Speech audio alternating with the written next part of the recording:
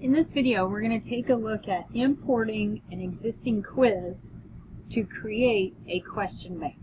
So sometimes we may create a quiz on the fly and we add 10 questions and then realize that later we would like to create a new quiz, maybe a unit quiz, midterm, a final, and we would like to pull from those existing quizzes. But if at some point we want to create a random question pool, we would need to pull from a question bank. So this takes a look at how we would create a new question bank from existing quiz questions.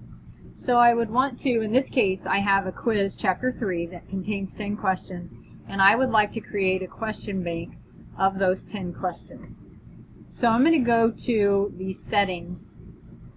I'm going to click on settings within my course.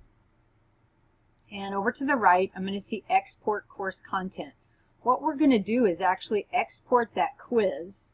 So I click on quiz and it allows me to choose which quizzes I want to export. Right now all I want to do is quiz 3.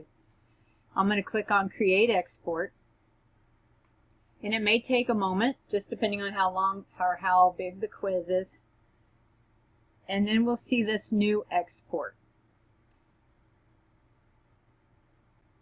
I will click on new export and that will actually download that zip file to my local computer so that I can import it in a few moments. So I'm going to go to the same course. I'm going to go back to that settings page and I'm going to import course content, and my content type I'm going to select a QTI zip file.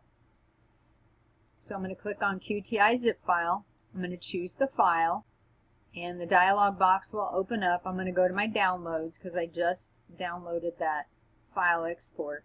I'm going to go ahead and click on that. Then you can select, if you click on select question bank, you can choose an existing question bank. I'm going to leave that blank and let it create its own question bank. And I'm going to go ahead and import.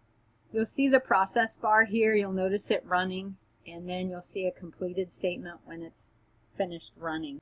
So I'm going to go to quizzes because that is how we get to our question bank. So over here in the upper right of my quizzes index page, I'm going to see the 3 dots and I'm going to click on it and go to manage question banks.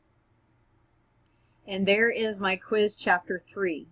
Now the other thing that this process will do is not only it created a question bank for us, it most likely duplicated the quiz. So when I go back to my quizzes page, I'm going to have 2 quizzes. So I would just want to delete that quiz. And that way I don't have duplicated quizzes. And my question bank is still untouched and available to me in my question banks. Hopefully that helps.